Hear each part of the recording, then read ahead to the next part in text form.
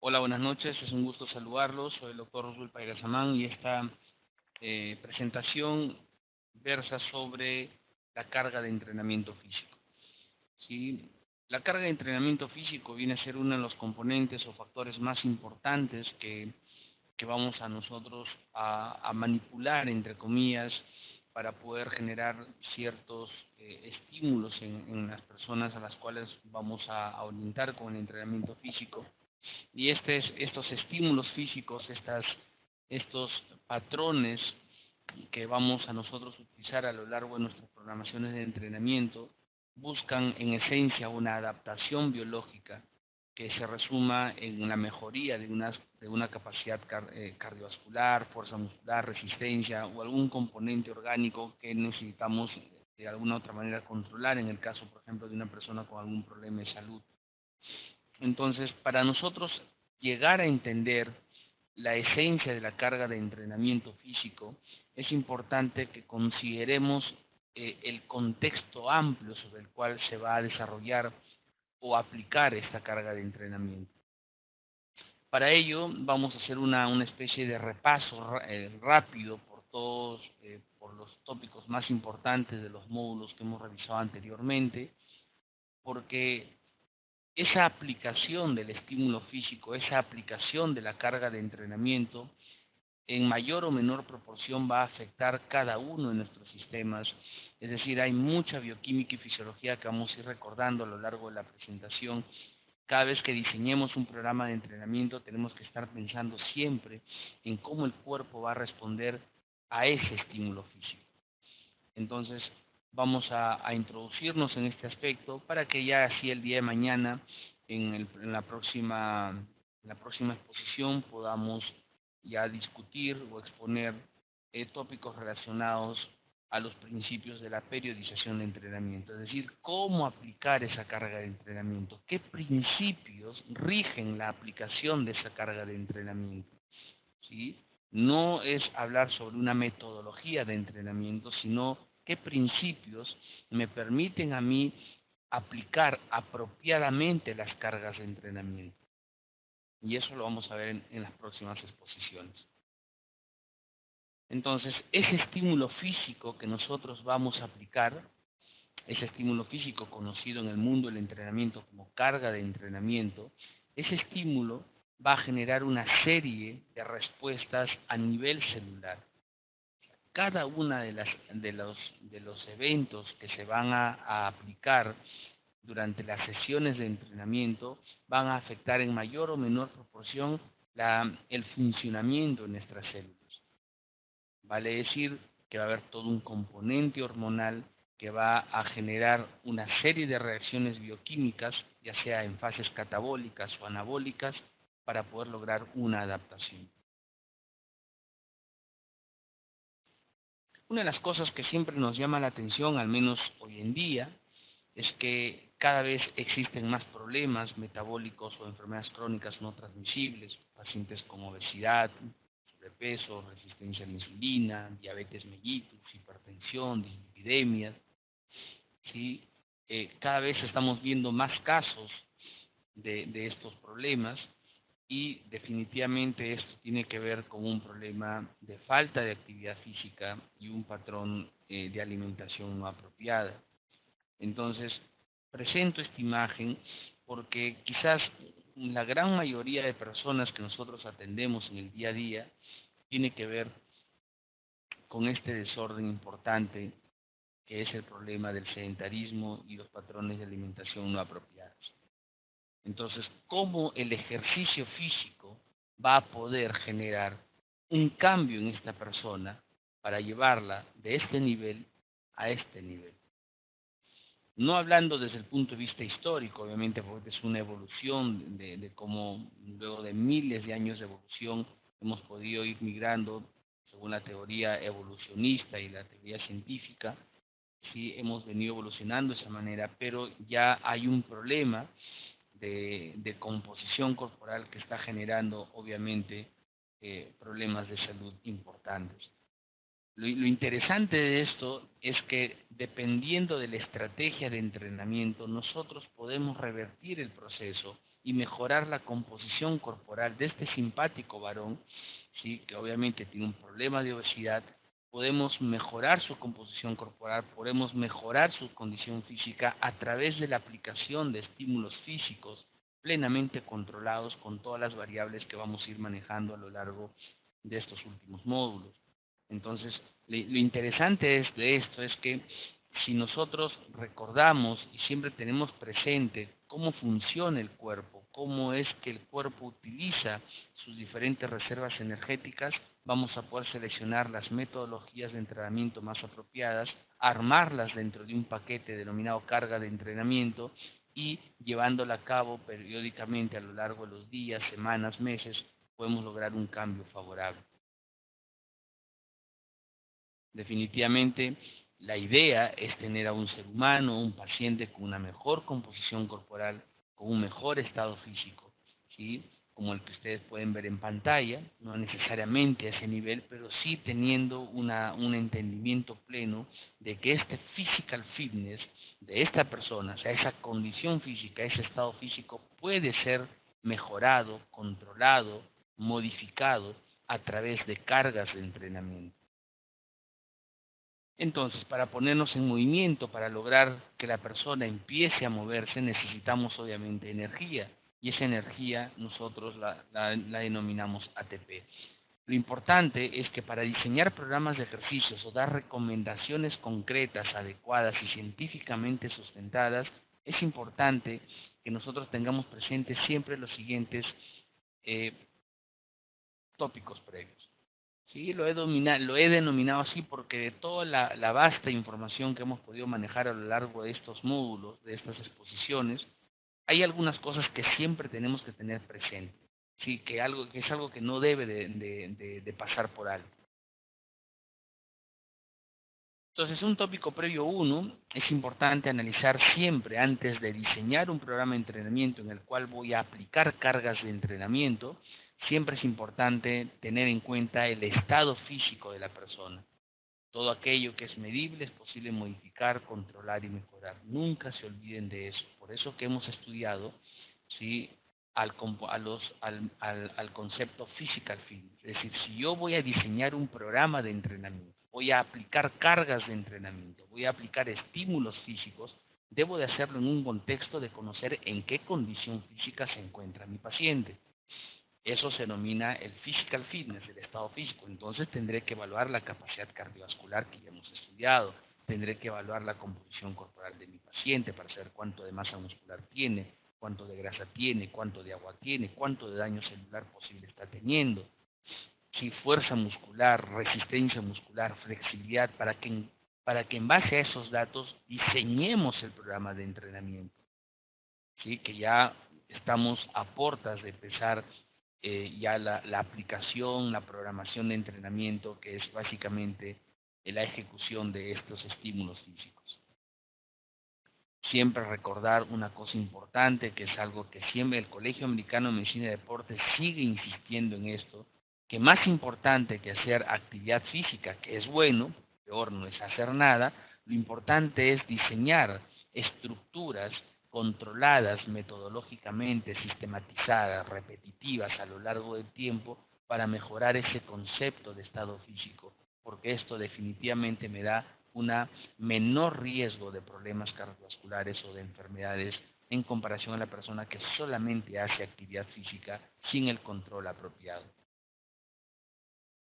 El tópico previo número 2, o sea, el tópico 1 es: usted, antes de aplicar una carga de entrenamiento, tiene que conocer en qué condición física se encuentra su paciente. El tópico 2 es: si la persona se va a poner en movimiento, es decir, ya conozco en qué condición física se encuentra, ahora vamos a empezar a hacer que esta persona se ponga en movimiento. Pero para que se ponga en movimiento necesito ATP, lo habíamos dicho inicialmente. Entonces, ¿de dónde el cuerpo saca ese ATP? Y ese ATP el cuerpo lo saca desde los sustratos energéticos que tiene almacenado en su interior, y que eso depende obviamente de la alimentación. O sea, tiene que haber un estado nutricional donde los nutricionistas nos ayudan importantemente a poder controlar esto. Los sustratos más importantes que nosotros tenemos son carbohidratos, grasas y proteínas. Los dos importantes son carbohidratos y grasas, de los cuales nosotros vamos a utilizar o producir la mayor cantidad de ATP para la contracción muscular. El punto 3 es que ya sabiendo que yo necesito ATP para el movimiento, para el ejercicio físico, y que este ATP lo voy a sacar de carbohidratos, grasas y o proteínas, ¿sí? ¿En qué condición yo obtengo ese ATP de esos sustratos? Y eso lo sacamos desde dos puntos de vista o de dos condiciones. Una condición aeróbica, que siempre recuerden, cuando escuchamos hablar de un ejercicio en condición aeróbica, significa producción de ATP utilizando el oxígeno que está a nivel mitocondrial. Y la otra condición es la condición anaeróbica, que significa voy a producir ATP sin usar el oxígeno que se encuentra dentro de la célula. Por lo tanto, condición aeróbica, sinónimo de producción de ATP a nivel mitocondrial. Y condición anaeróbica, producción de ATP fuera de la mitocondria, es decir, a nivel citoplasmático. El otro aspecto importante que deben de recordar siempre, ya tengo la condición física de mi cliente, sé que necesito ATP y ese ATP lo saco de los sustratos. Esos sustratos van a poder ser utilizados en condición aeróbica o anaeróbica. El otro punto importante que yo debo recordar es qué sistemas energéticos voy a tener que utilizar o puedo utilizar para las dinámicas de entrenamiento. Y esos sistemas energéticos son los tres que hemos estudiado. Uno es el sistema anaeróbico lactásico, el sustrato es fosfocreatina. El otro es el sistema anaeróbico lactásico, es decir, un sistema que se da a nivel citoplasmático y que va a utilizar a los carbohidratos como principales insumos, porque va a haber una formación y acumulación de lactato. Y el tercer sistema importante, que quizás es uno de los que más utilizamos, considerando esta problemática de las personas con problemas o enfermedades crónicas no transmisibles, es el sistema aeróbico oxidativo. Porque en estos problemas crónicos no transmisibles está metido la grasa, si esa grasa que ya tiene un efecto endocrino importante, que está generando esta resistencia a la insulina, de la cual devienen una serie de complicaciones más. Entonces, es sobre ese sistema energético que nosotros tenemos que enfocar nuestras metodologías de entrenamiento, considerando que el ser humano es un ser aeróbico por excelencia. Por lo tanto, si la problemática actual es que tenemos muchos casos de acúmulos de grasas, problemas con síndrome metabólico, resistencia a la insulina, diabetes y todos estos problemas crónicos no transmisibles, el problema es que el ser humano se está volviendo altamente ineficiente en oxidar grasas. Por lo tanto, a través de las cargas de entrenamiento, a través de los estímulos físicos, debo de volver esa eficiencia, esa eficacia del ser humano para poder oxidar grasas. Y eso se logra a través del ejercicio físico y potencialmente estimulando esta vía aeróbica, que es donde solamente, que es a través de las cuales las grasas se van a quemar. O sea, no existe otra vía, otra condición que no sea dentro de la mitocondria. Por lo tanto, nuestro trabajo debe ser estimularlo físicamente a una persona a través de cargas específicas de entrenamiento para que se generen adaptaciones de tal manera que las mitocondrias de mi paciente, por ejemplo, con diabetes, puedan incrementar a lo largo del tiempo a través del ejercicio físico. Y así ayudarlo a quemar grasa. Y si yo pierdo grasa, mejoraré mi problema metabólico, mi resistencia a la insulina y mejorará el estado de salud de esta persona. Recordemos que los dos primeros sistemas, como tienen el nombre, si de anaeróbico se dan a nivel citoplasmático, mientras que el tercer sistema, que dice aeróbico, entonces, y el tercer sistema que habíamos estado hablando, que es el sistema sobre el cual vamos a trabajar mucho, es el sistema aeróbico, que tiene que ver con un tema a nivel mitocondrial. El quinto tópico, miren cómo vamos avanzando, estamos haciendo una especie de integración, de resumen, porque una de las cosas que siempre vamos a motivar, una de las cosas que siempre vamos a motivar es este asunto. Una de las cosas que siempre voy a recomendarles es que cuando diseñen sus programas de entrenamiento, siempre lo hagan pensando en qué cosa está ocurriendo dentro del cuerpo de esta persona cuando ustedes aplican ese programa o aplican esa carga de entrenamiento. Sabiendo que el movimiento se lleva a cabo por una serie de contracciones musculares qué tipo de fibra muscular tenemos que estimular. Entonces, si hemos partido desde conocer el estado físico de una persona, pasamos a considerar que el ATP es necesario para el movimiento de esta persona y ese ATP sale de los sustratos energéticos. Que esos sustratos energéticos pueden ser derivados desde condiciones aeróbicas a anaeróbicas, que luego esa condición aeróbica anaeróbica definen la existencia de tres sistemas energéticos: anaeróbico alactásico, anaeróbico lactásico y aeróbico. Ahora pasamos, muy bien, ¿quién va a utilizar esa energía? El músculo. El músculo es el que va a utilizar esa energía, ese ATP, para la contracción y así se produzca el movimiento. Pero tenemos diferentes tipos de fibras, entonces hay que recordar el tipo de fibra tipo 1, que es el tipo de fibra aeróbico, el que es más resistente a la fatiga, el que tiene mayor cantidad de mitocondrias, por lo tanto es el más especializado en la oxidación grasa. El tipo de fibras muscular tipo 1 es un tipo de fibra que utilizamos en ejercicios de baja intensidad, de moderada intensidad. En cambio, las fibras musculares tipo 2 son fibras musculares anaeróbicas que tienen baja densidad mitocondrial, y muy importante este tipo de fibras para eventos o ejercicios de alta intensidad, muy explosivos, de alta demanda energética. Y esto es importante considerarlo, señores, porque de acuerdo a lo que hemos revisado, ¿sí?, o lo que entendemos en carga de entrenamiento, una de las variables de la carga de entrenamiento es la intensidad del entrenamiento. Y dependiendo de la intensidad del ejercicio, es que se van a reclutar una o más, predominantemente un tipo de fibra muscular. Y esto lo vamos a ver en la siguiente imagen, ¿sí? Porque dependiendo de la intensidad del ejercicio, es que aparte de estas fibras musculares que pueden ser seleccionadas, si yo voy a caminar, hay un tipo de fibra muscular que va a ser la predominantemente utilizada en ese tipo de ejercicio. Pero si yo voy a correr como Usain Bolt, ¿sí?, una carrera de 100 metros planos, el tipo de fibra muscular predominante que me soporta ese ejercicio va a ser diferente.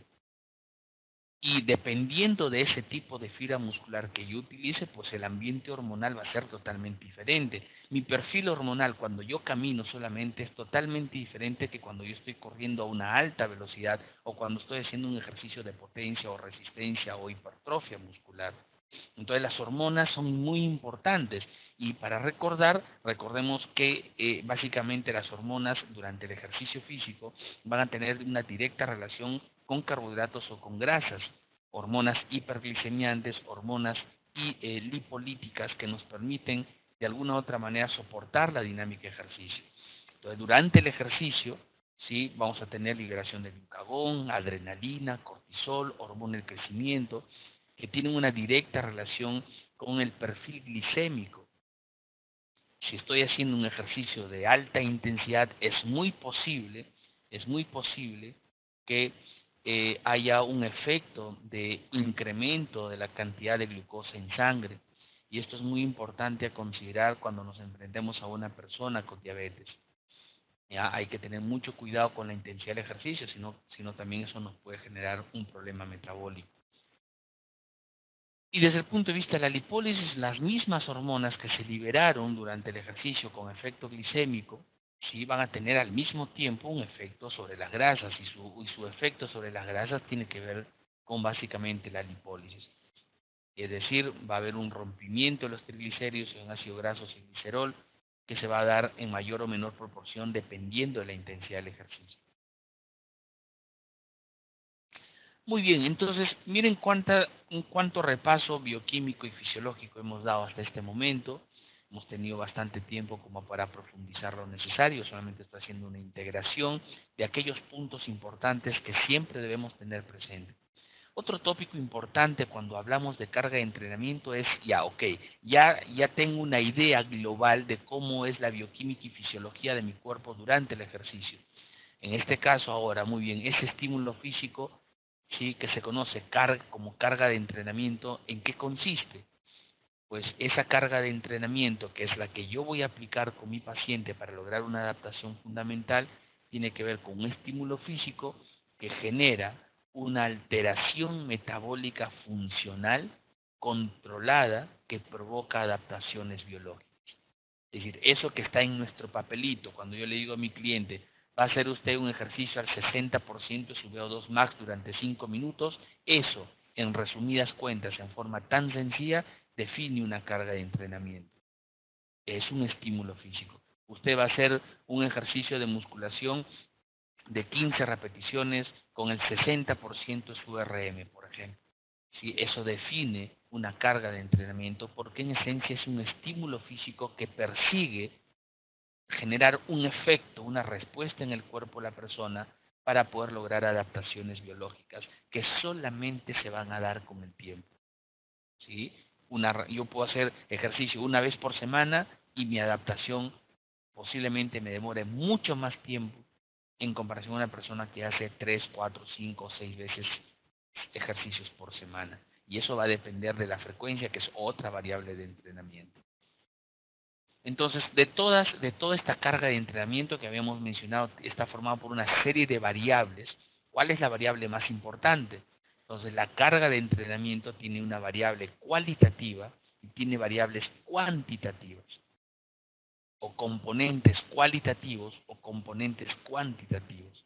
Las variables cualitativas o componentes cualitativos tiene que ver, habla de una calidad del estímulo físico, es decir, cómo es percibido este estímulo físico por la persona que lo está ejecutando, por nuestro paciente, por nuestro cliente.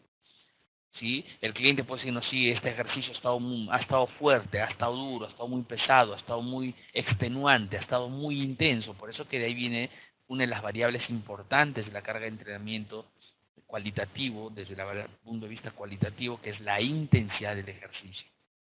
¿Sí? Es decir, cómo el cliente percibe, ¿sí?, la carga de entrenamiento. O sea, tiene una cuestión para el cliente, para el paciente, tiene una connotación más subjetiva. Para nosotros lo controlamos en base a porcentajes de un esfuerzo determinado. Un porcentaje del VO2 max, por ejemplo, me define intensidad de ejercicio.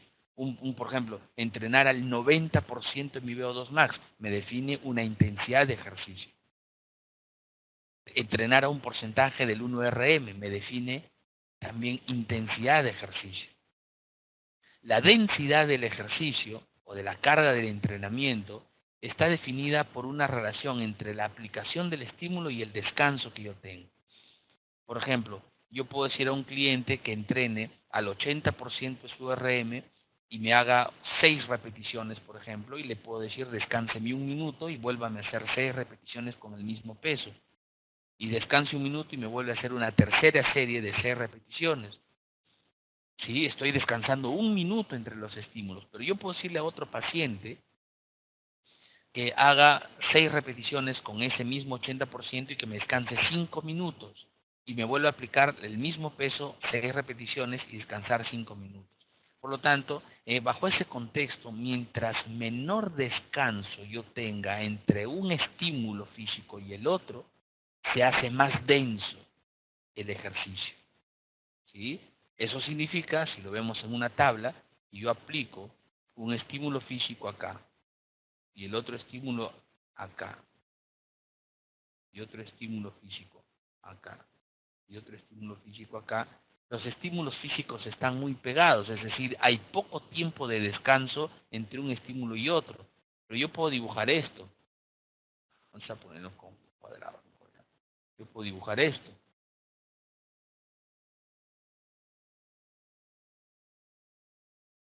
Noten ustedes la diferencia entre los estímulos de la parte inferior en relación a los estímulos de la parte superior.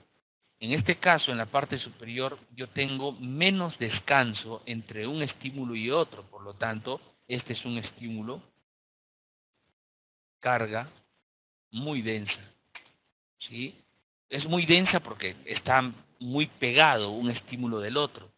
Entonces, como es muy denso y tengo poco tiempo de descanso, el paciente lo puede percibir como que es un ejercicio intenso. Tarde o temprano, la densidad va de la mano con la intensidad del ejercicio. En cambio, en el ejercicio de abajo, tengo bastante espacio, o sea, tengo más tiempo de descanso entre un estímulo y el otro. Por lo tanto, esto será una carga menos densa. ¿Sí? Por ejemplo, estas cargas menos densas, donde yo puedo descansar, por ejemplo, 5 minutos, las aplicamos para trabajos de fuerza máxima. Cuando veamos programación de entrenamiento de la fuerza, hay una capacidad, un momento, el entrenamiento de la fuerza, que es el entrenamiento de la fuerza máxima, donde el espacio o el descanso entre una serie y la otra se da entre 3 a 5 minutos, porque está trabajando bajo el sistema anaeróbico lactásico, es decir, es dependiente de la fosfocreatina. Y si recordamos bioquímica o la parte fisiológica, cuando estudiamos sistemas energéticos, la fosfocreatina se regenera, se restituye a nivel mitocondrial entre 3 a 5 minutos de descanso. Por eso que ese trabajo de fuerza máxima es altamente intenso, pero de baja densidad. ¿Por qué razón? Porque tengo mucho descanso, o el descanso es mayor entre un estímulo y el otro. Entonces, eso es lo que se refiere cuando nosotros hablamos de variables cualitativas. Intenso o no intenso. Denso o no denso. Si es denso, repercute mucho sobre la intensidad. Y si es menos denso, pues va a depender mucho de la carga misma, de la intensidad que le esté aplicando. Pero tarde o temprano estas dos variables se van a traducir en una percepción del alumno, del paciente. En cambio, las variables cuantitativas lo que nos hace como referencia es hablar sobre la cantidad de ejercicio que está haciendo la persona. Y en este caso, estas variables cuantitativas vienen a ser por el volumen, la duración y la frecuencia de entrenamiento. El volumen viene a ser técnicamente la cantidad de estímulos físicos que yo le estoy dando a la persona. Pueden ser cantidad de repeticiones, cantidad de series, cantidad de peso, ¿sí? El tiempo que dura los intervalos, cuántos intervalos vas a hacer, cuántas series vas a hacer. A eso se refiere el volumen. ¿Qué kilometraje vas a correr el día de hoy? A eso se refiere el volumen de entrenamiento. La frecuencia de entrenamiento tiene que ver con la periodicidad de los estímulos físicos, es decir, voy a entrenar 5 veces por semana, voy a entrenar 3 veces por semana, voy a entrenar 7 veces por semana, voy a entrenar 2 veces al día. También, entonces puede haber frecuencia de entrenamiento semanales o frecuencia de entrenamiento diarias. Sí, en los casos de alto rendimiento, por ejemplo, a veces hay deportistas de alto rendimiento que entrenan 2 a 3 veces por día. ¿Sí? Entonces, esos son entrenamientos ya diferentes. Usualmente nuestros pacientes, nuestros clientes van a estar orientados a trabajar una vez al día y entrenar por lo menos 3, 4, 5, 6 y hasta 7 veces por semana, dependiendo de las recomendaciones que se den. La duración de la carga de entrenamiento hace referencia con el total de tiempo que dura una sesión de entrenamiento. Por ejemplo, mi estímulo físico dura 50 minutos, ¿sí? Pero en esos 50 minutos yo puedo hacer 10 series. Entonces, esas 10 series representan el volumen y la duración representa el total de tiempo que yo estoy haciendo ejercicio, que puede ser el total de tiempo de una sesión de entrenamiento o el total de tiempo que va a durar todo mi programa. Por ejemplo, puedo diseñar un programa de 6 semanas. Es un mesociclo, que ya lo vamos a ver en los principios de la periodización de entrenamiento. ¿Ya? Entonces, a eso se hace referencia con las variables cuantitativas.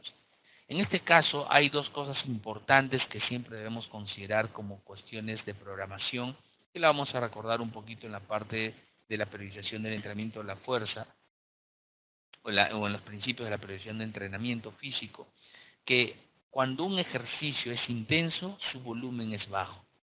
Es decir, se recomienda, al menos para poder llevar un control, y aunque hay algunas variables que se pueden de alguna otra forma manipular, que si yo tengo, por ejemplo, voy a hacer un ejercicio con máquinas, con pesas, al 90%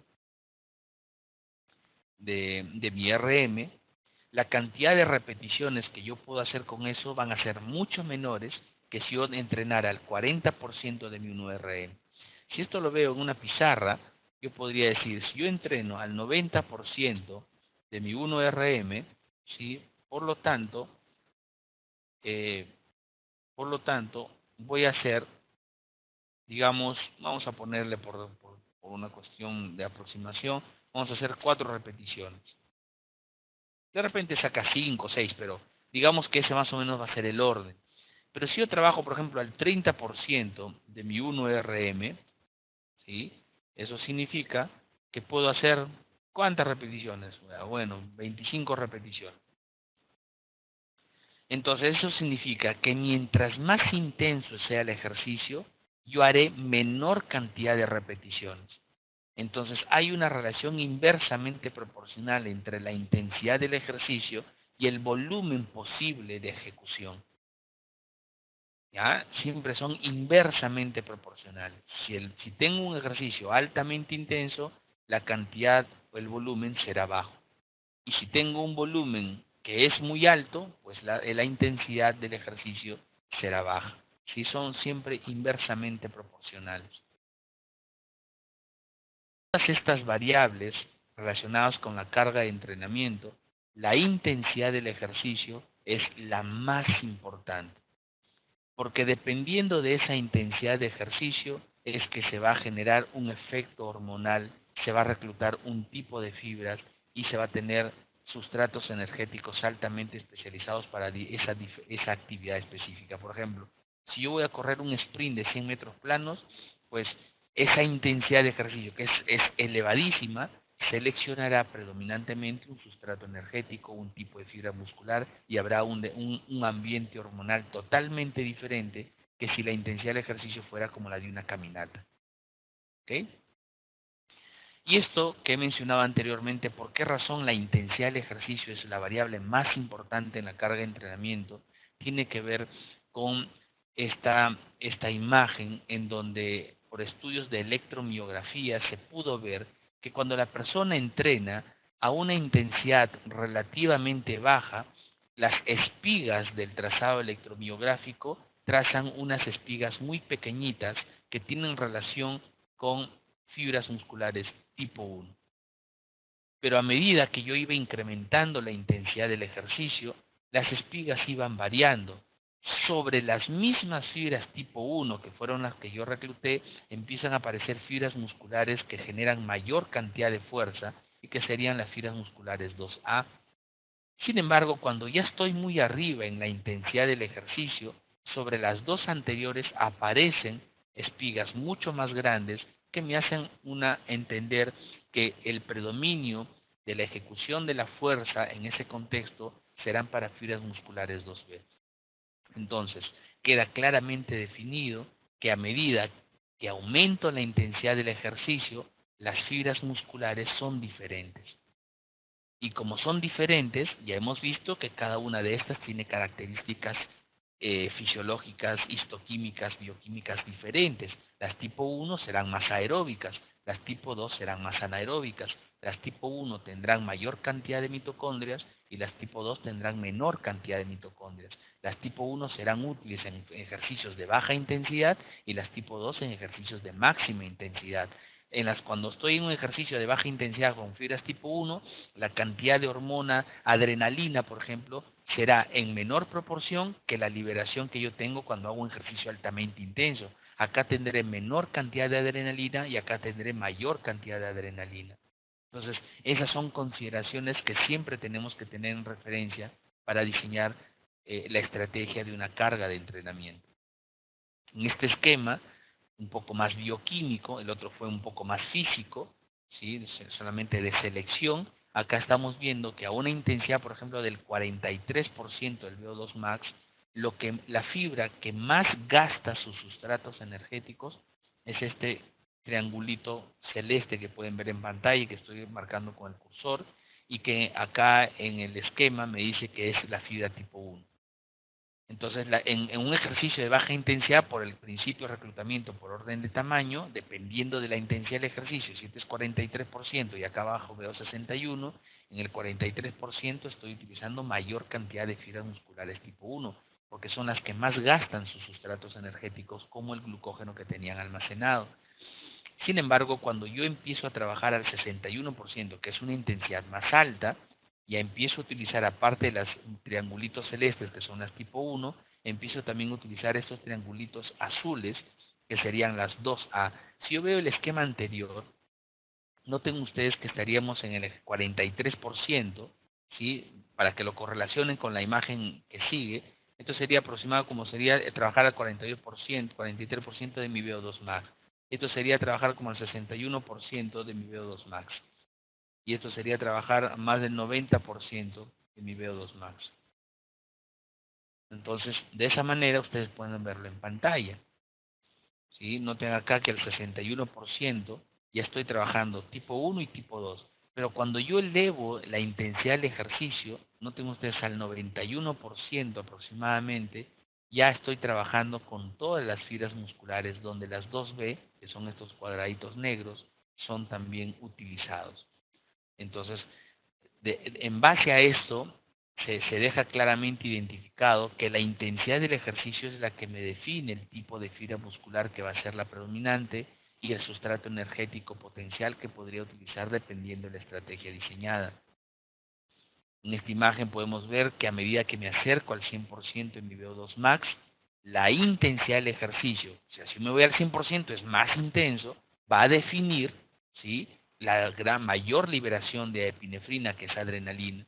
Y habíamos mencionado que mientras más elevada la concentración de adrenalina producto de la intensidad del ejercicio, o sea, tengo una carga de entrenamiento intensa, habrá una mayor respuesta cronotrópica, o sea, mayor respuesta cardiovascular, habrá mayor uso de carbohidratos, considerando que en ejercicios de alta intensidad estoy seleccionando fibras musculares tipo 2 que dependen mucho de la utilización de los carbohidratos que tienen almacenados. En cambio, cuando trabajo a intensidades relativamente bajas, las concentraciones de adrenalina casi no se han elevado y esto hará que yo esté trabajando con una frecuencia cardíaca mucho menor, con fibras musculares tipo 1, donde predominará la vía aeróbica. También hay que considerar que dependiendo de las estrategias de entrenamiento, ¿sí?, es muy posible que cuando se nos pasa la mano con la intensidad del ejercicio, haya una respuesta que quizás no es la que esperemos si estamos trabajando, por ejemplo, con una persona con diabetes. Noten ustedes en la parte que está marcando con el cursor, cuando yo estoy trabajando al 55% en mi VO2 max, miren que las concentraciones de adrenalina casi no se han modificado. Cuando paso un segundo estímulo donde estoy trabajando al 82% en mi VO2 max, las concentraciones de adrenalina suben. Y cuando regreso nuevamente al 60%, pues bajan las concentraciones de adrenalina. ¿Qué sucedió acá? Noten ustedes que conforme las concentraciones de adrenalina se mantenían casi muy similares y la persona estaba haciendo ejercicio, hay un efecto contrarregulador que hace que las concentraciones de insulina sean menores. Si yo incremento la intensidad del ejercicio, elevo más la adrenalina y por efecto hay un efecto simpático más importante y las concentraciones de insulina siguen disminuyendo. Pero ¿por qué razón, luego que yo bajo nuevamente en este tercer bloque al 60% y bajan las concentraciones de adrenalina, por qué existe un discreto incremento en las concentraciones de insulina? Porque lo que ha podido suceder bajo este estímulo es que cuando yo tuve un pico importante en la elevación de adrenalina, producto de que estoy haciendo un ejercicio a mayor intensidad, 82% versus 55%, a esa intensidad la adrenalina puede haber ocasionado un efecto glucogenolítico a nivel hepático.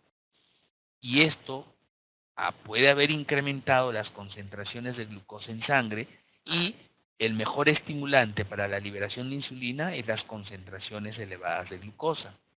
Entonces, en este contexto, es muy posible que en este momento que tengo un pico de adrenalina, las concentraciones de glucosa en sangre hayan incrementado, por eso que en el tercer bloque, cuando bajo la intensidad, tengo un incremento de glucosa en sangre que estimula específicamente la liberación de insulina.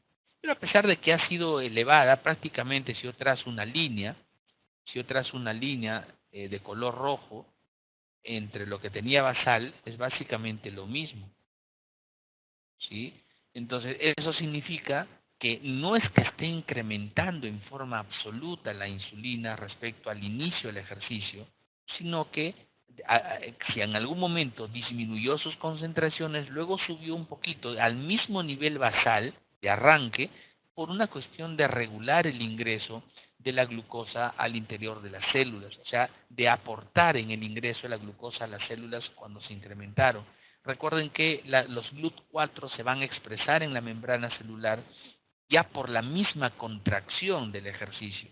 Sin embargo, se eleva la insulina cuando percibe o las células las beta pancreáticas son muy sensibles al incremento de la glucosa y esto puede ocasionar un discreto incremento, pero no es mayor de lo que tuvo en un inicio. Por eso que es importante cuando yo he hecho, por ejemplo, pruebas con personas con diabetes y tomaba con glucómetro antes del ejercicio y después del ejercicio, siempre he podido comprobar que la glucosa disminuye, aunque en algunas oportunidades sí he encontrado glucosas un poquito elevadas en comparación al inicio cuando la intensidad del ejercicio fue más allá de lo que se había planificado. Nunca olvidemos también que dependiendo de la intensidad del ejercicio, y esto de la mano con el estado nutricional y de descanso que tenga la persona, mientras más me acerco a la alta intensidad del ejercicio, como es entrenar al 100% en mi VO2 max, también podrá haber una liberación de cortisol, más aún si la persona no ha tenido una ingesta apropiada de carbohidratos. Por eso que es importante entender que el cortisol, si bien es cierto, nos ayuda en procesos de gluconeogénesis cuando hay falta de aporte energético, puede también tener una consecuencia importante en la composición corporal de la persona. Entonces, como pueden haberse dado cuenta ustedes, esta carga de entrenamiento que tiene variables cualitativas y cuantitativas, tienen que ser manipuladas apropiadamente, teniendo a la intensidad como, digamos, el capitán del barco, el que va a definir cuál va a ser el evento, el efecto final, y en base a esa intensidad es que se van regulando las otras variables de entrenamiento. Si yo tengo un ejercicio muy intenso, el volumen disminuye, la duración del ejercicio disminuye y potencialmente la frecuencia de entrenamiento semanal también podría disminuir. Entonces, esas son cosas que debemos nosotros de considerar.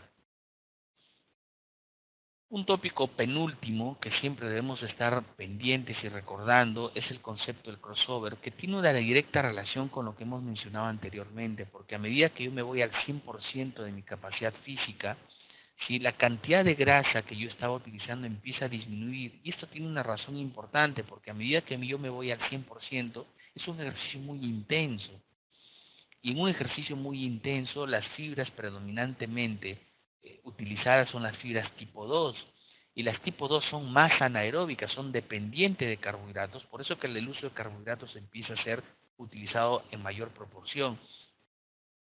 Entonces, si voy a utilizar carbohidratos por las fibras musculares tipo 2, las grasas empiezan a ser utilizadas de una menor manera. Eso entonces tiene una directa relación con lo que hemos estado viendo anteriormente con el concepto o principio del reclutamiento de fibras musculares por orden de tamaño. Más intenso el ejercicio, más fibras musculares tipo 2 utilizo, y las tipo 2 son dependientes del glucógeno, mientras que las tipo 1 son seleccionadas en ejercicios de menor intensidad. Todas estas cargas de entrenamiento o estímulos físicos que nosotros podemos manipular con nuestros programas o con nuestras estrategias van a permitir que una persona sedentaria con un pobre estado físico, que en esencia tiene una ineficiencia para poder oxidar grasas, pueda pasar de tener poca cantidad de mitocondrias a un estado de mayor cantidad de mitocondrias, donde tenga mayor eficiencia para oxidar grasa, estará en un mejor entrenamiento físico, tendrá un mejor VO2 max y por ello tendrá un menor riesgo cardiovascular. Pasar gráficamente de tener una mitocondria a tener 3 mitocondrias solamente se logra con la aplicación de las cargas de entrenamiento en la estructura apropiada que vamos a aprender gradualmente a través de los ejercicios que vamos a hacer en los próximos módulos, ¿sí? Y con los descansos y alimentaciones apropiadas en relación al ejercicio físico. Finalmente, esta diapositiva nos deja el resumen de lo que nosotros hemos conversado a lo largo de esta exposición y que encierra la esencia de la programación de entrenamiento que se sustenta en las denominadas cargas de entrenamiento. Un programa de entrenamiento es una relación o una serie o una concatenación de aplicaciones de cargas de entrenamiento. Por ejemplo, un programa de entrenamiento puede durar 4 semanas. Esas 4 semanas pueden identificar que cada semana voy a tener 4 días de entrenamiento. Y en cada día de entrenamiento hay una carga específica que aplicar.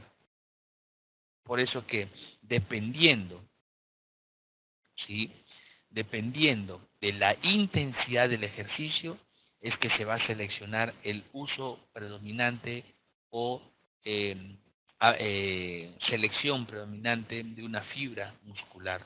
Y esa fibra muscular tiene una característica fisiológica y bioquímica que ya hemos revisado. Dependiendo del tipo de fibra muscular, habrá el uso predominante de un sustrato energético. Y no podemos decir, el día de hoy he hecho un ejercicio donde solamente quema grasa, falso. ¿Sí? Siempre hablemos de predominancia energética. El hecho que yo diga predominante no significa que solamente he utilizado carbo, no.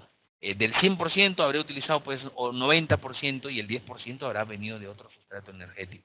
Entonces, dependiendo de la intensidad de ejercicio, nosotros vamos a trabajar con un determinado tipo de fibra muscular y en base a eso habrá una respuesta hormonal y el uso predominante de un sistema energético. Toda esa información que hemos revisado hasta ahora nos permitirá diseñar lo que vamos a trabajar al revés y al derecho en los próximos módulos, ya desde el módulo 10, que es el que sigue, en relación al diseño de programas de entrenamiento que el Colegio Americano de Medicina del Deporte lo señala como prescripción del ejercicio físico. Es decir, en base a todos estos tópicos que hemos conversado, decidiremos el tipo de ejercicio que se va a hacer, la intensidad del ejercicio al cual voy a trabajar, si es al 60, 40, 100% en mi VO2 max, si es al 30, 40, 50, 60, 80% en mi RM, la duración de la sesión de entrenamiento, cuántos días por semana voy a trabajar, qué secuencia de ejercicios es mejor, el cardio primero, las pesas después, o las pesas primero y el cardio después, son cosas que vamos a evaluar en base a la evidencia que nos provee el American College of Sport Medicine. Y sobre todo siempre tener en cuenta la progresión. Si un cliente entrena de la misma manera siempre, al inicio mejora, luego se estanca, después empeora.